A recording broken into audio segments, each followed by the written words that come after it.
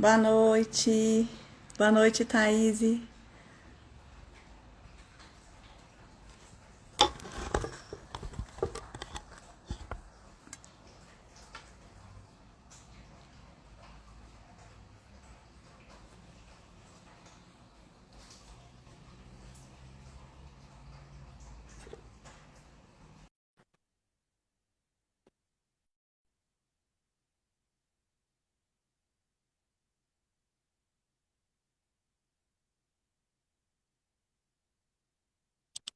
Boa noite, gente.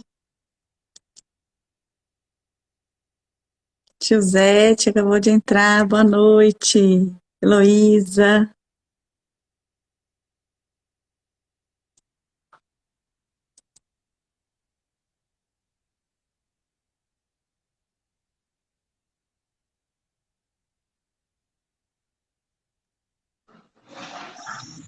Olá, boa noite. Boa noite. Tudo bem? Estamos tudo ótimo. Tô aguardando aqui, o pessoal tá chegando. Vamos esperar mais um pouquinho para a gente começar, né? Tá Isso. bom. Gente, vocês estão ouvindo? O som tá legal? Coloca aí pra gente. Finalizando. Saber Deixa eu se tá deixar. ok.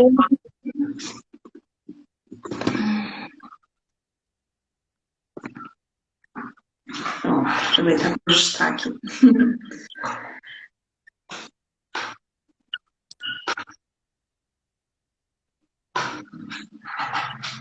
Esperar mais um pouco.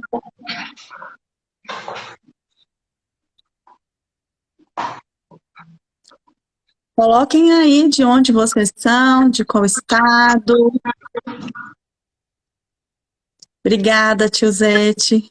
O som tá bom, né? Então, torcer para dar tudo certo, porque Tomara que aqui em continue. casa, aqui tá chovendo bastante. Não sei se aí tá chovendo, Não, aqui tá mas tranquilo. tá chovendo aqui bastante, né? Mas vai dar tudo certo. Vai, sim. Vou esperar mais uns minutinhos, aí a gente dá início, tá bom?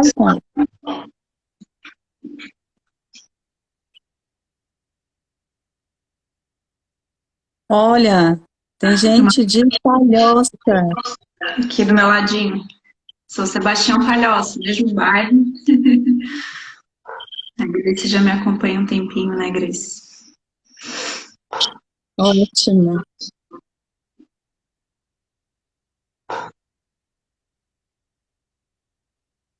Só olhar aqui. Bom, então eu vou começar, né, me apresentando para as pessoas que estão chegando agora, assim, que ainda não me conhecem. Eu sou Ana Paula, sou psicopedagoga, também trabalho na coordenação pedagógica no colégio, né, e estou aí na educação há 18 anos. E sou coautora de 2 livros. Eu sou coautora do livro Mulheres Educadoras. Nesse livro eu falo sobre a gestão, sobre as dificuldades que a gente encontra como coordenadora, em estabelecer parcerias, em formar equipes. E o livro que a gente vai falar um pouquinho sobre esse assunto, escola e famílias, eu falo sobre a questão da permissividade e do autoritarismo, né? Como as famílias, os pais, eles têm essa dificuldade em lidar com isso, né? E eu vi lá que você também colocou a nossa outra referência, que é o da Jane Nelson, né? Que é a disciplina positiva. Então, hoje a gente vai aqui bater um papo sobre a disciplina positiva. Eu vou pedir, antes de começar, Thais, que você também se apresente, né? Fale um pouco do seu trabalho, e aí depois a gente começa o nosso bate-papo. Tá, ok. Então, meu nome é Thaís, moro aqui em Palhoça, Santa Catarina. Sou educadora parental pela PDA, né, que é uma organização internacional, onde o método da própria Jane Nelson, né, que é a criadora da disciplina positiva, a gente vai falar um pouquinho mais depois.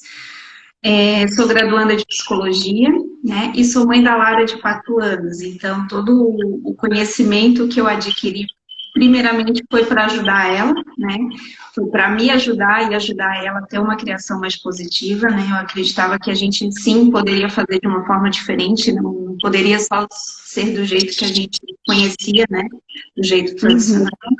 Encontrei na disciplina positiva esse caminho e tudo que eu vislumbrei, né, eu quis trazer, então, para outras pessoas, abranger mais, porque eu sinto que isso pode transformar muitas relações. Então, hoje eu faço consultorias individuais para família, atendimentos, né, e também alguns workshops e compartilho também um pouquinho aqui do meu conhecimento das experiências através do Instagram.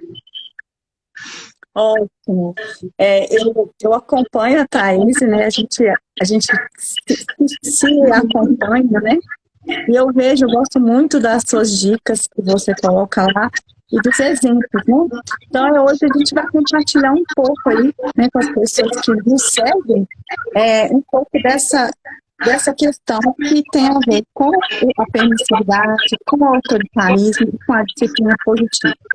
Então, eu queria começar falando um pouquinho, né, sobre outra questão, a permissividade. Então, se a gente pensar, né, nos lares, quando a gente tem um lar permissivo, a gente tem um lar onde tudo é permitido, né, onde o sim, ele impera, né? Então tudo pode.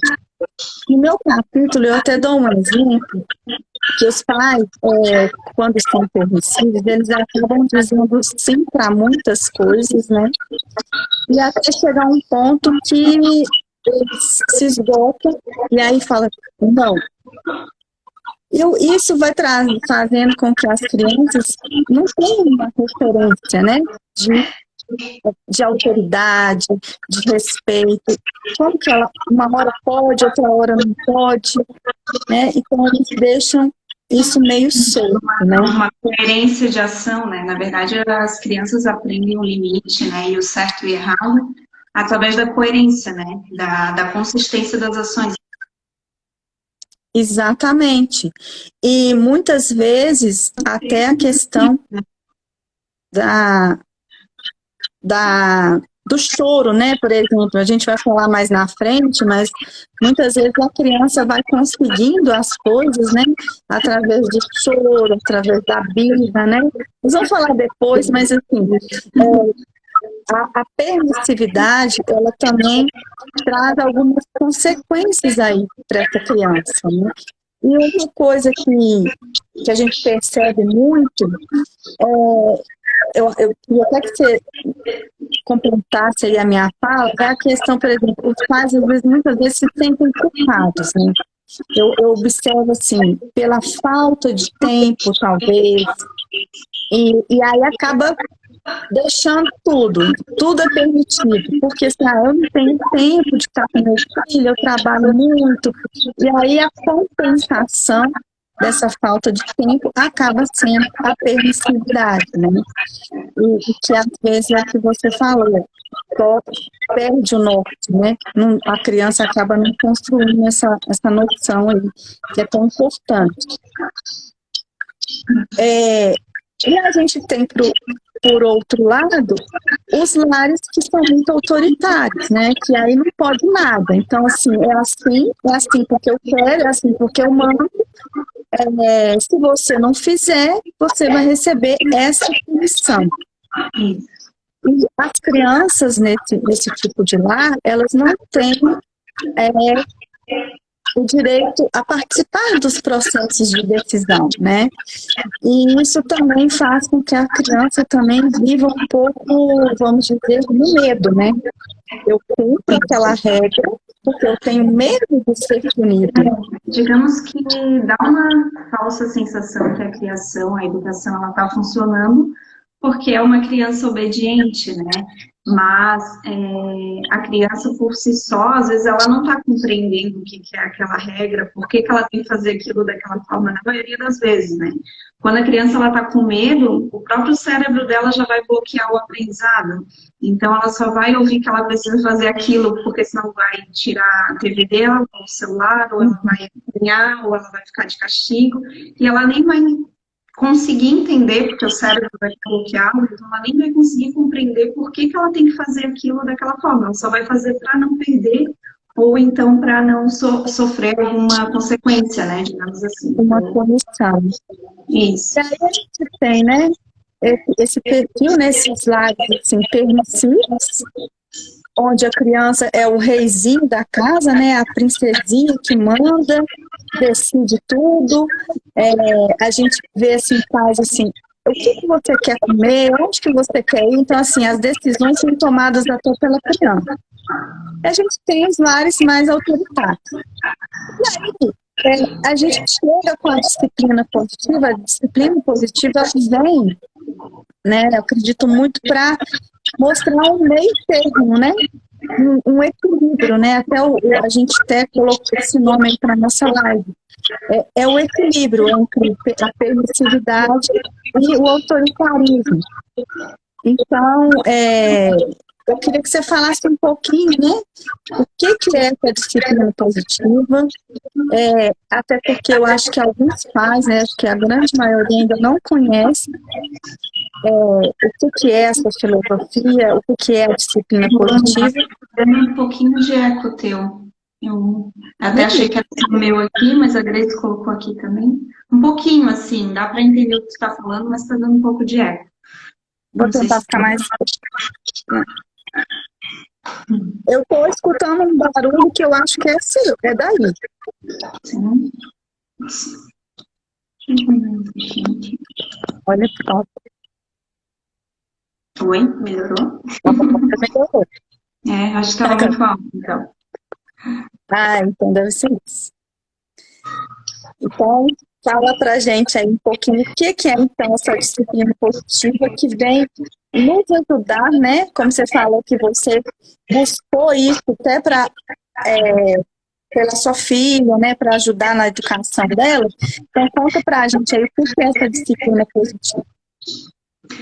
Então, a disciplina positiva, então, ela foi criada pela doutora Jane Nelson, né? Ela foi baseada na psicologia de Adler, né?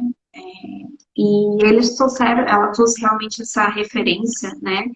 E ela acredita muito na questão da firmeza com a gentileza, né? A gente ter limites com o amor, basicamente, resumindo, né? Então, ela acredita muito nesse caminho do meio, né? Que a gente... a permissividade, ela traz, então, inúmeros malefícios, né? Como você mesmo citou, e o autoritarismo também, né? Então, ela veio trazer a união dessas duas coisas, desse equilíbrio, né? E como que a gente consegue isso, né? Então, a gente é gentil a partir do momento que a gente valida o sentimento da criança, né? A gente enxerga a criança como um ser humano que precisa ser visto, que ele precisa ser entendido, que ele precisa ser ouvido, que ele precisa se sentir aceito e importante dentro do contexto da família, né? Então, a gente usa a gentileza nesse sentido. E a firmeza, por outro lado, a gente usa quando, apesar da gente compreender os sentimentos que a criança está tendo, por exemplo, diante do mau comportamento, de uma birra, de uma explosão emocional, a gente mantém um limite, as regras da casa, né? Então, o que a gente tem de limite dentro da minha casa? Na minha casa, a hora do banho é às 8 horas da noite, ó. Caso real. E a gente comunica isso para a criança, né? A gente comunica, a minha filha participou das rotinas comigo, ela acordou, ela deu opinião, ela fez parte, ela fez o quadro de rotina dela, ela sabe o que está indo. Então, ela se sente ouvida, ela se sente participada.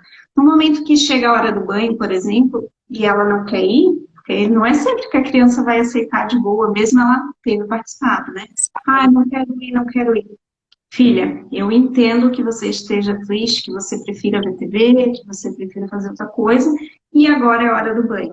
É um valor inegociável, né? Então, a gente é gentil, reconhecendo o que ela está sentindo, mas a gente é firme quando a gente mantém o limite, os acordos, os combinados, né? Então, para que a gente consiga ser firme e gentil, é muito importante que a gente tenha acordos, tenha combinados e tenha rotinas, né? Para que a gente consiga ter essa firmeza. Então, os limites estão claros para a criança foi participada da construção desses limites, então você consegue ser firme, né? Você tocou num ponto interessante e muito importante, né? Os valores que essa família estabelece com a criança, né? Isso é fundamental. Isso vai variar de contexto para contexto, né? Eu digo muito que os limites da regra é de acordo de cada caso. Por exemplo, né? Vou dar um exemplo aqui bobo. Na minha casa pode pular no sofá, na sua talvez não possa pular no sofá. Quem determina isso é a própria família, não tem certo ou errado, né? E o que é importante é que essa comunicação ela seja feita para todo mundo, e todo mundo possa ser ouvido, todo mundo possa ser escutado, e todo mundo possa ser acolhido, né, diante de uma frustração de algo que não pode. Então, sempre os limites precisam ser mantidos, porque senão a gente cai na permissividade, e aí quando cai na permissividade a criança fica confusa. Ué, mas ontem não podia, né? Tu até comentou, ontem não podia e agora pode. Então se eu insistir um pouquinho, ou se eu chorar, então vai dar certo, né? Então, assim, não é que a criança, ela faz esse plano maquiavélico, assim, na cabeça, né? Mas ela vai modulando o comportamento dela pelo nosso, né? Então, minha mãe, nesse momento, fez isso dessa forma. Ela reagiu ao que eu fiz dessa forma. Então, ela tem essa memória, né? Essa memória desses comportamentos. E ela vai agindo conforme isso. Então, por isso que a consistência, ela é bem importante. E é importante também a gente pensar que os pais também precisam cuidar das próprias emoções, né? Porque quando ele não controla essa emoção, é o que você está falando, né? Ele vai passar para a criança que ele não tá, ela pode dominar, né? Vamos dizer assim. Então, ter esse controle emocional, né, porque às vezes a tendência é ficar discutindo com a criança, né? Ficar debatendo ali com a criança é uma coisa que não vai chegar a lugar nenhum. Não. Uma coisa bem importante que a gente precisa ter é que a gente é o adulto da relação. E isso realmente é importante porque o cérebro da criança, ele não está formado ainda, né? O nosso cérebro, ele se forma com 24 anos de idade. Isso significa que a criança, ela precisa do adulto para fazer a sua regulação emocional, né? Então, a gente ter consciência disso, que o que a criança faz, por exemplo, uma birra, um mau comportamento, não é uma coisa pessoal, não é que a criança vai fazer aquilo para irritar minha mãe, fazer aquilo para ganhar alguma coisa. Não, ela não pensa assim, né?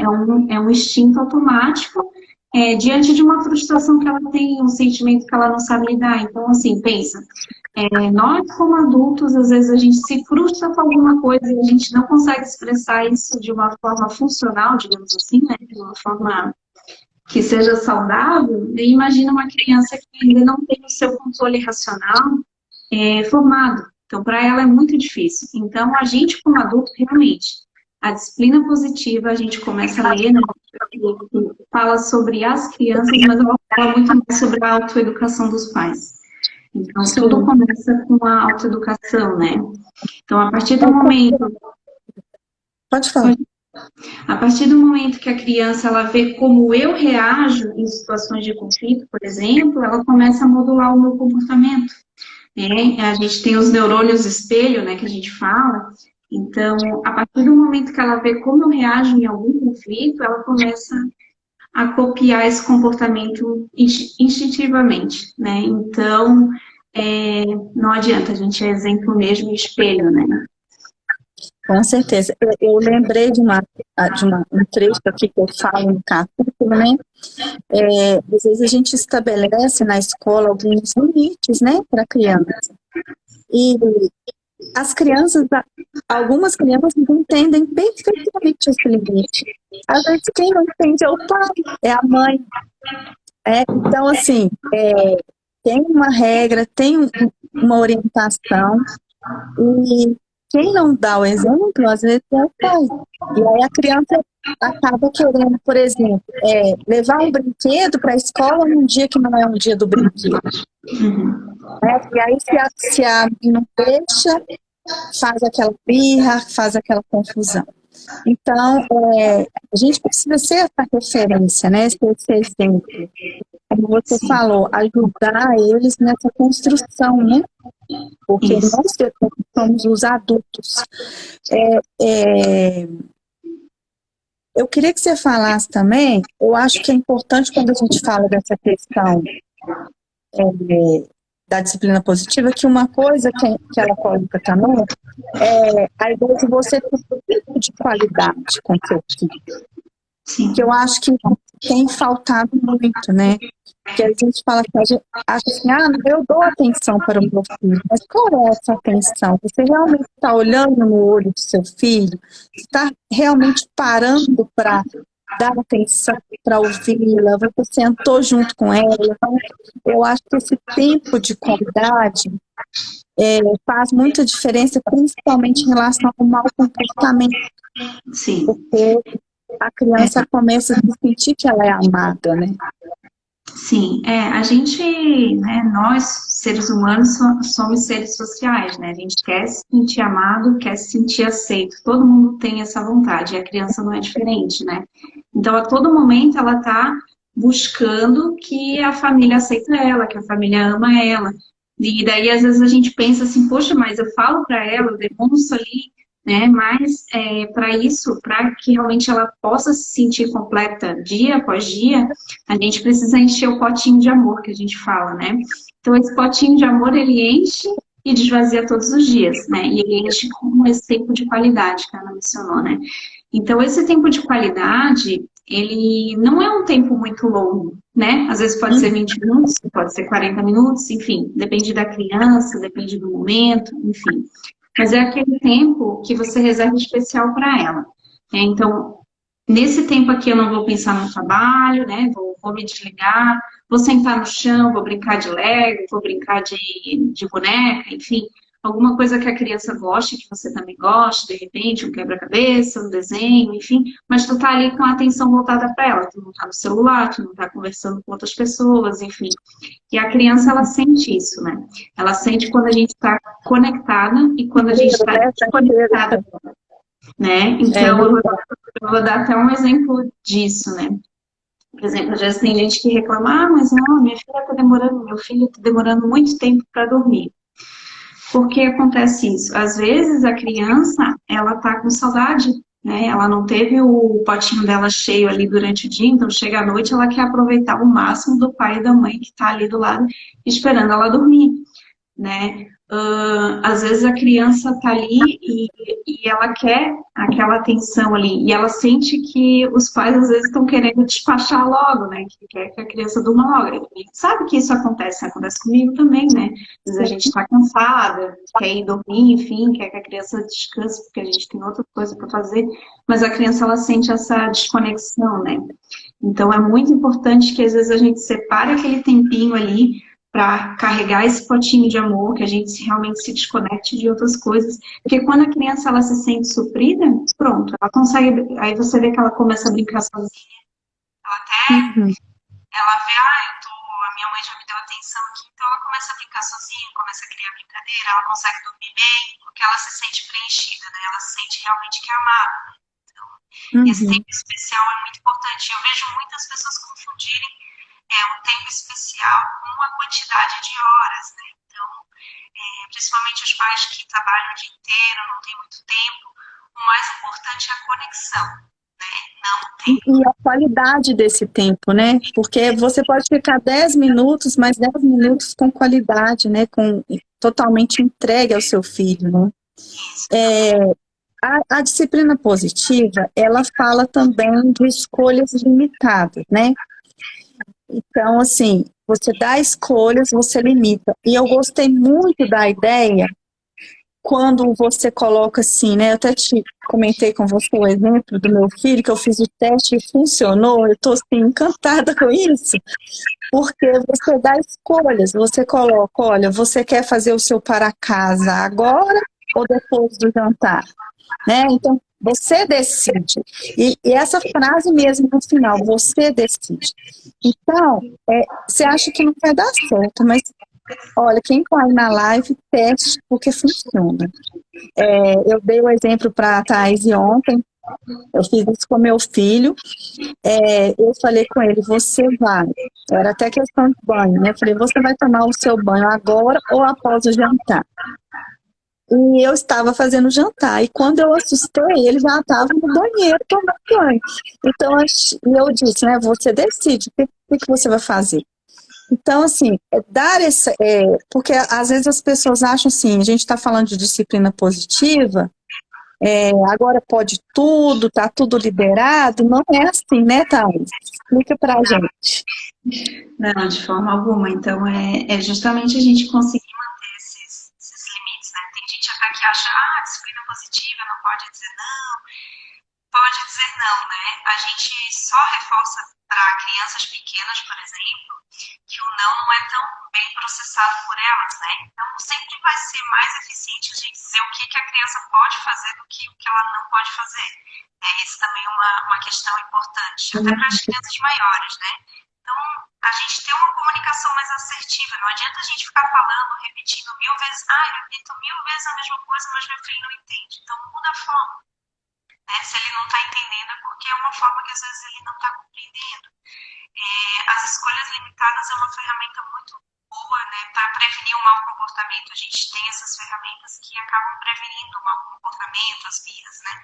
As escolhas limitadas a gente não coloca na mão da criança a decisão, mas a gente, dentro de escolhas aceitáveis para os pais, né, a gente dá para ela opções e ela pode decidir dentro dessas opções que são viáveis, né? Então, é muito legal porque a criança ela se sente participada, ela se sente que tem autonomia, né? É muito interessante, né? A gente usa também aqui eu uso bastante com a Lari, com crianças menores, a questão da diversão, né? A gente tornar as coisas mais divertidas, eles acabam participando mais. A própria questão do banho, né? Leva brincando, vai fazendo aquela cosquinha até a criança ir chegar no banheiro, né? Não ser uma coisa, como se diz, pesada para elas, né? Ela tá assim. Porque assim, não precisa ser uma coisa rígida para poder funcionar, na verdade. Quanto mais a gente conseguir se aproximar da linguagem que a criança entenda, é melhor. Ela fazendo tá ok, não precisa ser uma questão rígida e de obediência para que a gente consiga fazer o que precisa ser feito, né? Não tem essa necessidade. Tem um comentário aqui, deixa eu ver se eu consigo ler. Minha filha tem 2 anos e 1 mês e vive dizendo não. Vive dizendo não, e quando dizemos não para ela, ela custa aceitar. Tendo que chamar a atenção dela e tendo que mostrar para ela que o limite chegou. Então, é importante observar se não está sendo dito muito não para ela, né? A partir do momento que ela ouve muito não, ela acaba repetindo muito não até de uma forma automática. De uma forma automática, né? Crianças de 2 anos ainda são bem bebês, né? É importante sempre direcionar para o que a criança pode fazer. Em vez de falar, não faz aí, não mexe aí, não pode fazer isso, direciona para outra coisa, redireciona, né? Sempre redirecionando. Vem aqui, vamos mexer em outra coisa aqui. Vamos procurar outro brinquedo aqui. Crianças menores, o redirecionamento ele sempre vai funcionar mais, né? Quando é uma criança maior, 4 anos, por exemplo, a gente já começa a conversar um pouquinho mais sobre limites, sobre rotina, sobre essas questões, né? Crianças menores a gente sempre tenta tratar com redirecionamento, né? Nesse caso do não, principalmente, né? E a questão dela não aceitar, é importante frisar que a gente coloca o limite, a gente fala o limite e a gente tem que aceitar que a criança pode se frustrar com isso, né? Então, beleza, não é que eu vou lá falar para minha filha, filha, você não vai comer doce hoje.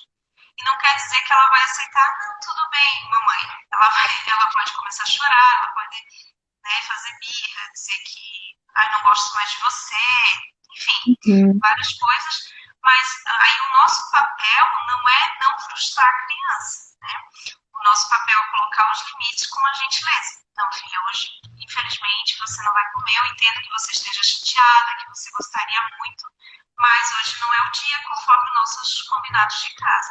E aí a gente mantém esse Você limite falou, e vai repetindo a repetição. até ela entender. E você falou uma frase interessante. É quando a criança fala assim, eu não gosto de você, né? Eu não te amo. E os pais têm um pouco de temor disso, né? Então, a permissividade, muitas vezes, ela acontece por conta desse medo, né? De não ser amado, né? Que os pais acabam tendo. E a gente precisa trabalhar isso, né? Porque não é através disso, né, da permissividade, que a gente vai conquistar esse amor, né? A gente tem que estabelecer esses limites e, como você falou, é repetição, né? Aos pouquinhos elas vão entendendo.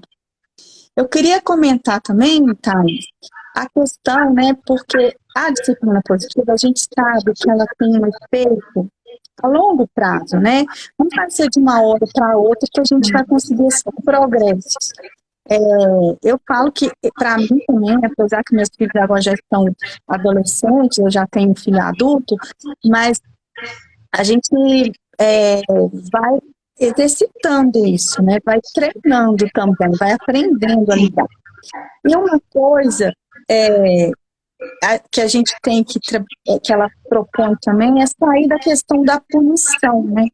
Porque a punição, ela resolve, mas ela resolve naquele momento, né? A gente observa que, meu filho não me obedeceu, eu vou lá, tiro o celular dele porque ele fez determinada coisa.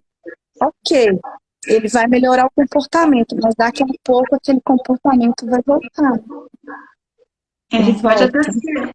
Pode até ser que ele continue aceitando pelo medo, por exemplo, né? Mas aí, sabe que, como eu comentei anteriormente, a criança ela não vai estar aprendendo nada, né? Então ela não sabe qual é o certo, ela faz pelo medo, né?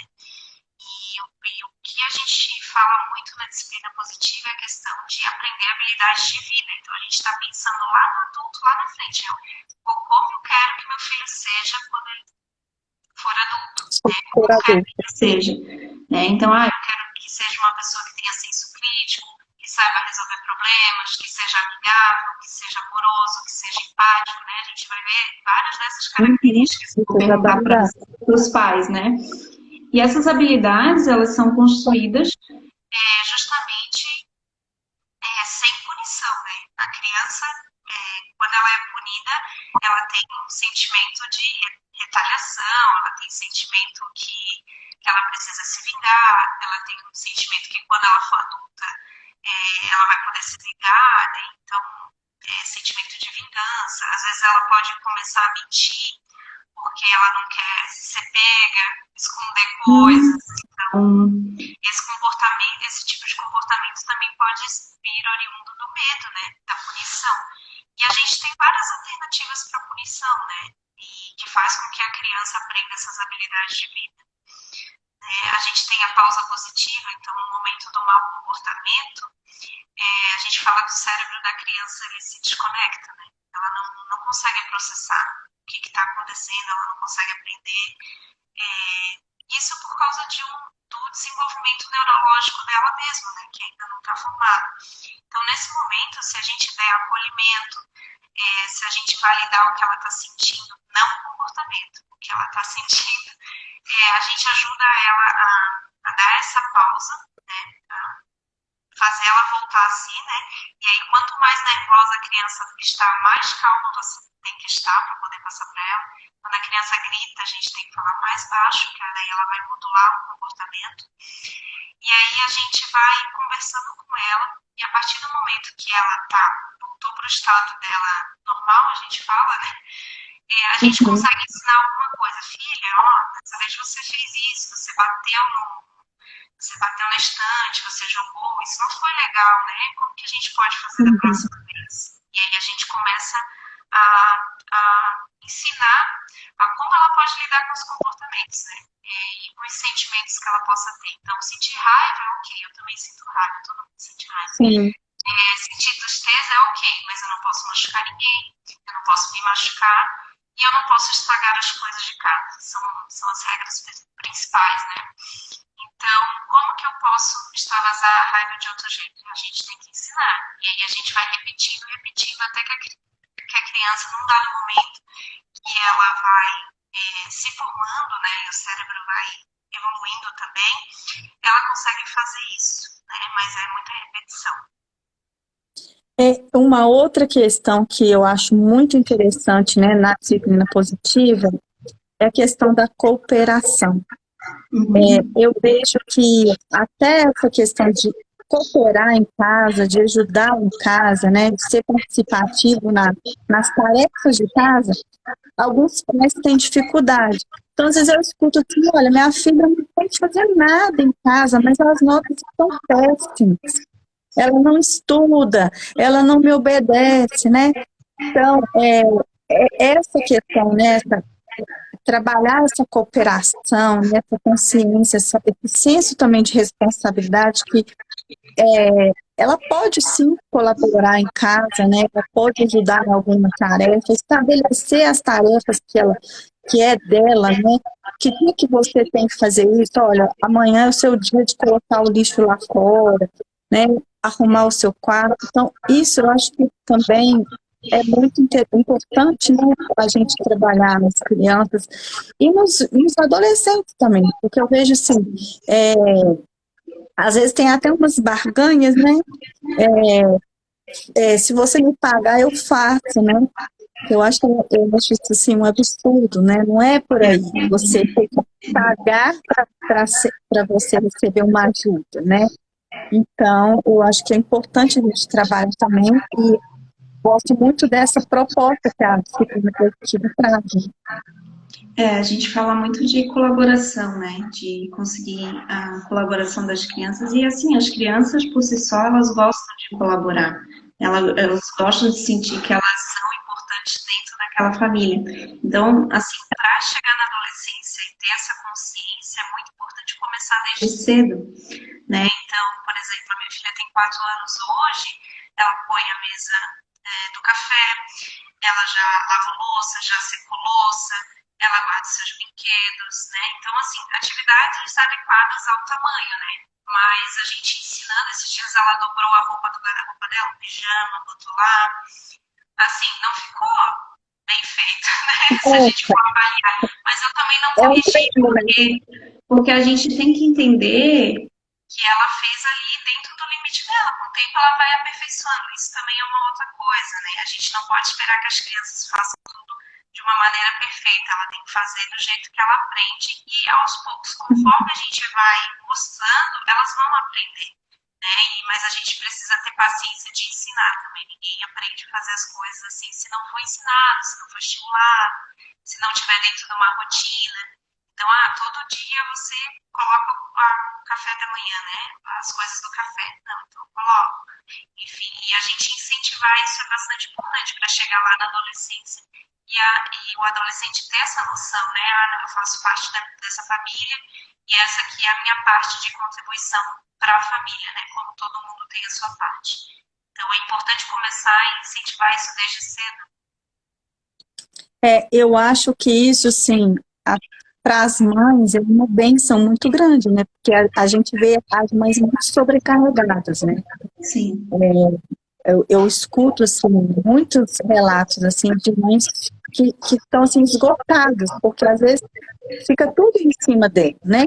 Então, por que não o filho, né? Por que não a criança também ajudar?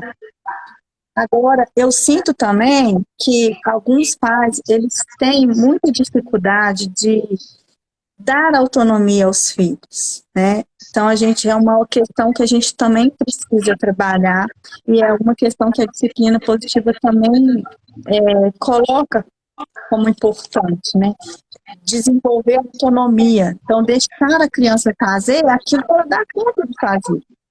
Porque ela tem que ir crescendo e sabendo que ela é capaz. Sim, isso também é bem importante, né? E até alguns autores trazem que a questão de mimar é justamente a gente fazer pela criança o que ela já é capaz de fazer por si mesma, mesma, né? Então tem muita coisa que a criança já consegue fazer por si mesma, mas os pais acabam fazendo porque acham que estão fazendo uma boa ação até, né? Mas, na verdade, a criança, quando ela tem autonomia, ela se sente importante, né? Quanto mais a criança ela se sente importante, parte daquela família, mais ela vai estar disposta a colaborar e menos mau comportamento ela vai ter, né? Porque ela se sente que a autoestima, né? Está construindo a autoestima dela ali. Então, eu faço parte, eu sei fazer, eu sou capaz, né? Isso traz esse senso de capacidade muito grande. Então, a autonomia é muito importante de ser desenvolvida, né? Então, deixar a criança ir fazendo pequenos passos, observar, né? Não é que tu vai deixar a criança, né, principalmente as pequenas ali, fazer tudo sozinho, mas tu consegue ir observando, né, estando ali junto e conseguir incentivar essa autonomia. Isso é bastante importante também. Não fazer pela criança o que ela já é capaz. Pelo que você falou, ensinar, né? Não é simplesmente para ensina, mostra como faz, né? Como que você vai forrar sua cama, como que você vai organizar e aceitar também do jeitinho que ficou, né? Porque às vezes a gente também é muito crítico, a gente não aceita, a gente quer perfeição e a criança não ainda, né? Não vai fazer igual a gente faz, né? Então, aceitar isso como e a outro ponto, que aí vem a questão do encorajamento, né? Que é outro ponto que a disciplina positiva também aborda, encorajar a criança. Você me falou um exemplo que eu achei interessante sobre a questão lá dos resultados, das notas. Que às vezes o aluno, ele tira nota boa. Você lembra desse exemplo que a gente conversou? Agora Questão a questão assim, às vezes ele vai receber aquele elogio porque ele tirou nota boa, né? Mas o dia que ele não tirar essa nota boa. Então, a gente fala muito da diferença do elogio e do encorajamento, né? O elogio, a gente reconhece o trabalho pronto, né? A finalização dele, né? E o encorajamento, né, o reconhecimento, a gente reconhece o esforço, né? Isso é muito importante porque a gente sempre tem que tentar fazer com que a criança, né, ela mesma veja o seu esforço, ela mesma se parabenize. Então, a questão da estima dela, da autoestima, tem que ser interna e não externa. Então, ela não, a partir do momento que a gente elogia, ela acaba sempre buscando aprovação externa para as coisas, né? Então, vira um vício de ela querer sempre ser aprovada externamente, só que isso não é bom para a autoestima, né? A pessoa mesmo precisa se sentir bem com aquilo que ela faz, ela precisa olhar para o trabalho que ela faz e dizer assim, não, eu não tirei nota 10, mas eu me esforcei ao máximo, mas eu aprendi muita coisa. Fiz o meu melhor. Né? E ao contrário disso, né, acaba se tornando aquelas pessoas que sempre precisam de um feedback externo para poder se sentir bem. Então, se o outro não me valida, eu me sinto péssima, eu não sou ninguém. Né? Então, a gente, através do encorajamento, né, e não do elogio, a gente sempre busca com que a criança reflita sobre isso. Né? Então, vou dar um exemplo aqui. A criança faz um desenho para você, e você, em vez de falar, nossa, que lindo, você fala, olha filha, que legal esse desenho, o que você achou disso? O que você achou? Um desenho diferente, você nunca fez, o que você achou quando você estava fazendo ele? Né? E aí buscar essa própria aprovação interna dela, e não externa, né? Não é eu que digo que está legal, que está bonito, é ela que tem que dizer, né? Então, a gente incentiva dessa forma. Eu queria saber se as pessoas que têm alguma pergunta, podem fazer algum comentário, que tem alguma dúvida. Coloquem aí alguma questão. Perfeito.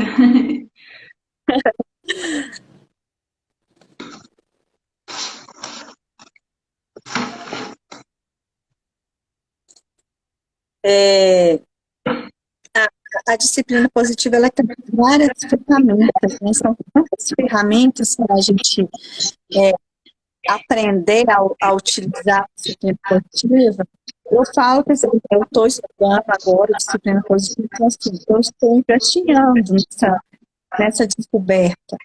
Porque a disciplina positiva, a gente está falando aqui para pais, mas ela também vai para professor.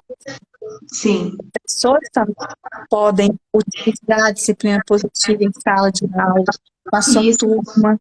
Inclusive, ainda tem um livro desse, não sei se você já viu, que é Disciplina Positiva em Sala de Aula. É bem interessante, porque daí é voltado, assim, a filosofia em si é a mesma, mas ela é voltada bem para o ambiente de sala de aula mesmo, né? É bem interessante. Porque ensina também o professor a lidar com tudo isso que a gente falou, né? Com essa questão da autonomia, né? De também ouvir o aluno, né? E eu acho que promove esse diálogo que também precisa de ter, né? Entre professor e aluno. Então, assim, são vários recursos que a gente tem que começar a explorar. Eu acho que é bem interessante esse tema.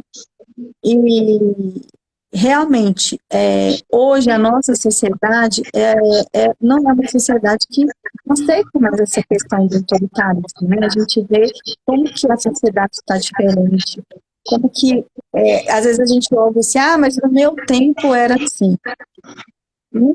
A geração de hoje, de agora, é outra, né? O contexto que a gente vive é outro, a gente tem outras realidades. A gente hoje não tem mais. A referência que a gente tinha era de um pai submisso, de uma mãe submissa, e, consequentemente, a gente tinha filhos submissos. Hoje a gente tem os pais são empreendedores, as mães estão aí no mercado de trabalho também como empreendedoras, ou estão trabalhando fora, né? Então, é essa referência que as crianças estão tendo agora, né? Então, é difícil a gente querer ter um parâmetro de uma outra geração, né? De querer que seja igual. É outro mundo, né? A gente vê até pelas exigências mesmo das empresas hoje, né? Se a gente pegar a exigência socioemocional ali, ela é muito superior às exigências técnicas, né? Por exemplo. Então, é muito importante que as crianças estejam preparadas emocionalmente. Elas vão estar preparadas emocionalmente quando adultos, se isso for trabalhado em casa, né? Desde o começo. Então, a gente só consegue trabalhar as emoções se alguém enxerga as emoções, se alguém ouve, se alguém ensina como lidar, né? Então, por isso que é tão importante essa parte da inteligência emocional, né? Então, hoje em dia a gente vê que as empresas pedem muito a questão comportamental, né? Isso é muito visto. Também pede muito que as pessoas tenham autonomia, senso crítico, que não seja aquela pessoa que só está ali para receber ordens, né? Elas querem pessoas que fazem ideias, que inovem, que tenham autonomia, que né? Busquem as coisas. E uma criança, né? Que foi criada somente através do autoritarismo, de repente, da obediência, vai ter uma dificuldade muito grande lá na frente de expor suas ideias, né? É mais difícil, assim. Então, não que seja impossível, mas é mais difícil, né? Então, uma criança que ela tem essa habilidade socioemocional mais desenvolvida desde a infância, ela vai ter muito mais facilidade. Ela tem mais segurança emocional, né, vamos dizer assim. Isso, exatamente. Também, eu acho que um ponto também importante é a gente ensinar também a questão das frustrações, porque as crianças precisam lidar com as frustrações. Eu vejo muito, assim, às vezes, menores com valor, né, valor condicional que os pais têm, existe também uma superproteção. Eu não quero que o filho se decepcione, eu não quero que o meu filho sofra. E isso, como você falou lá no início, acaba prejudicando ao invés de realmente ajudar. Então, a gente também, o Isamitiba, eu até cito ele no meu capítulo, ele fala que a gente vai criando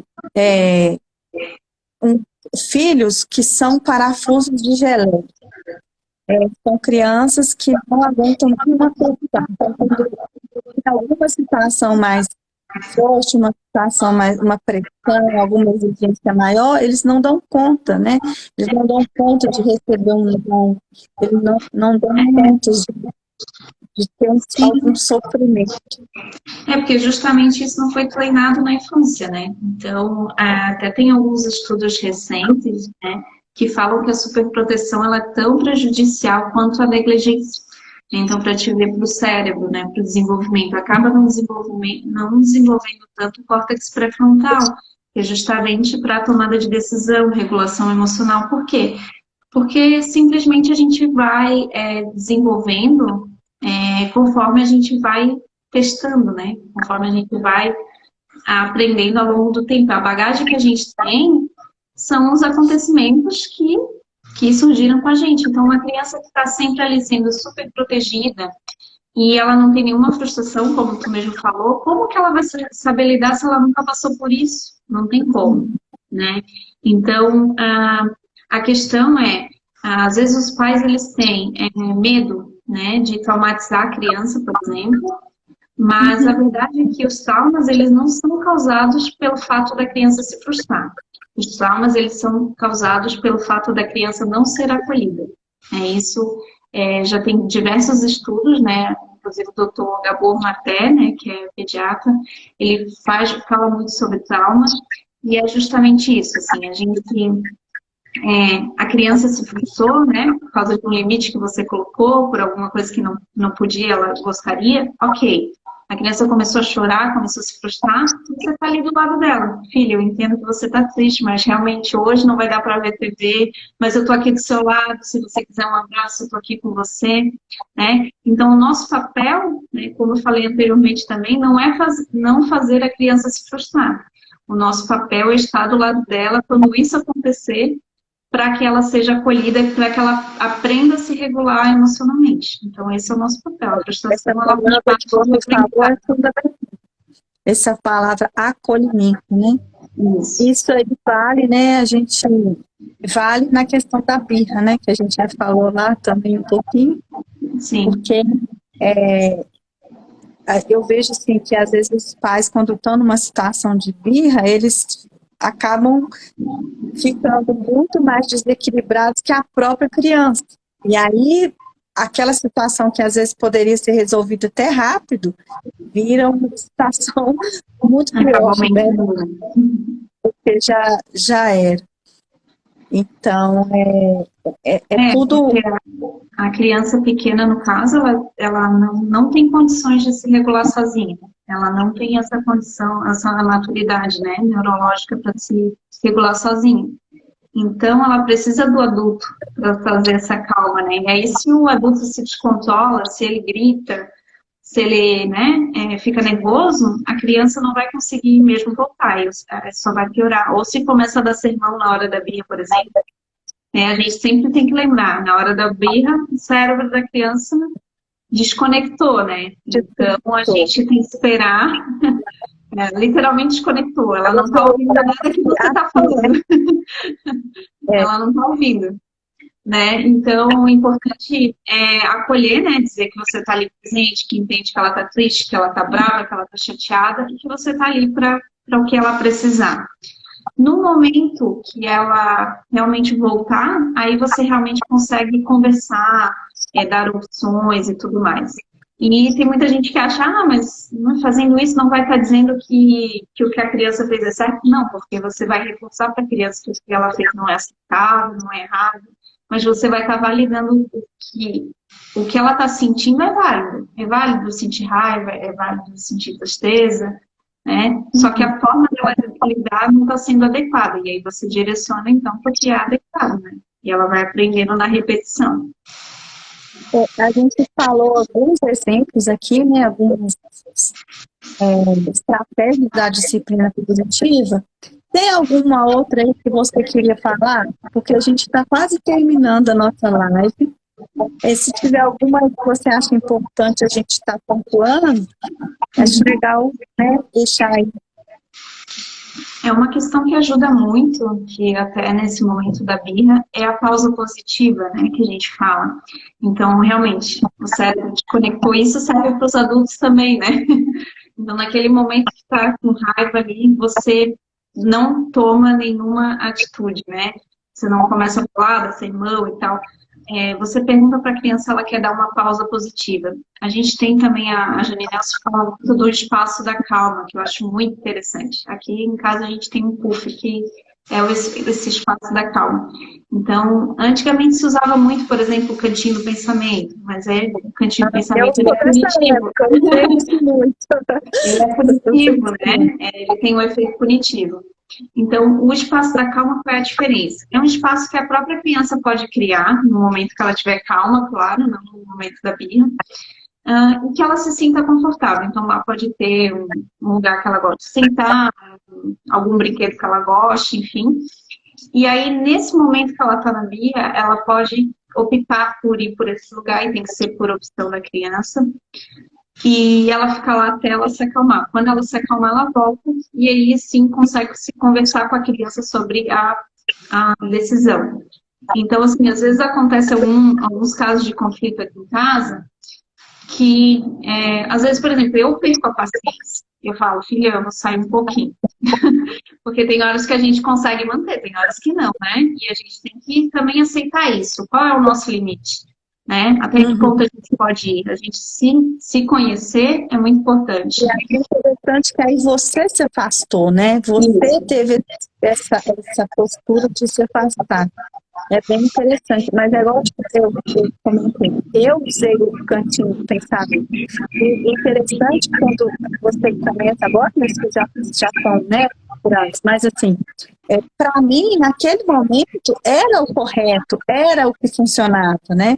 Então, assim, hoje eu estou conhecendo a disciplina positiva, e eu acho incrível, igual você comentou, não tem certo e errado, cada família vai fazer, né, vai colocar ali os limites, vai colocar os valores que ela tem. A disciplina positiva, ela abre nossa mente para esse propósito de tornar isso diferente, né, de não ficar nesse ciclo de punição, né, de mudar esse contexto familiar mesmo, que pode ser melhor, né? Sim. Ver que existe esse caminho, né? Que a gente não precisa ser um extremo e nem o outro, que a gente consegue sim limitar, mas usar do amor também, que a gente consiga se colocar no lugar da criança, que a gente consiga ter empatia, que a gente saiba que ela é um ser humano como qualquer outro, mas que ela não é um mini adulto, né? Também tem gente que confunde, que acha que a criança precisa compreender, que ela precisa saber lidar com certas coisas que não são adequadas para a idade. Então a gente precisa ter essa compreensão, né? De qual que é o nosso papel. Nosso papel vai ser sempre de acolher, de validar, de estar presente, de perceber, né, as coisas, o que está por trás daquele comportamento, né? Por que eu posso lidar? Um comportamento ele sempre vai ser um sintoma de algo que está por trás, né? Então, a gente sempre ter essa função de observação, de conseguir conversar, né? Para que lá no futuro a gente realmente olhe e veja que aquela pessoa se desenvolveu bem emocionalmente, né? Para o futuro. Que o que a gente mais tem são adultos doentes emocionalmente, né? Então, isso é importante. Exato. Thaís, eu quero muito te agradecer. Gostei bastante, eu espero que as pessoas tenham gostado. A gente pode combinar outros momentos igual a esse, né? Vai ser um prazer a gente estar reunido aqui novamente. E queria que você deixasse aí também algum recado, né? Eu acho que você também dá uns cursos, né? Você faz os seus workshops. Sim. Gostei muito do convite, né? É um tema que eu adoro falar, então estou muito feliz de ter participado aqui. A gente se conheceu na internet, então é muito legal essa conexão que a gente vai criando, né, de pessoas que têm o mesmo interesse, afinidades, enfim. Estou muito feliz de ter participado. Tem a minha página lá, tá? Thaís.educar positivo. Todo dia eu posto bastante dicas, né? Que ficam lá, de temas e conteúdos sobre isso. Então, quem quiser acompanhar lá, fica bem à vontade. Para quem tiver algum problema específico, que está com dificuldade de lidar em casa, não existe em buscar ajuda, né? Eu estou aqui, eu ajudo bastante famílias em relação a isso. Assim, com certeza, o relacionamento com os filhos sempre pode ser melhorado, independente da idade. Então, quem quiser, quem precisar, pode me chamar. Exatamente. A gente ter famílias, né, e ambientes saudáveis, né? Isso é muito importante. Então, gente, eu vou encerrar aqui. Quero agradecer a todos que participaram, que entraram. A live vai ficar aí no Insta, né? Então, se quem não teve oportunidade, vai ter oportunidade de assistir. E até a próxima, né, Thaís? Vamos... Até a próxima. Tá bom? Obrigada. Obrigada. Beijo. Beijo.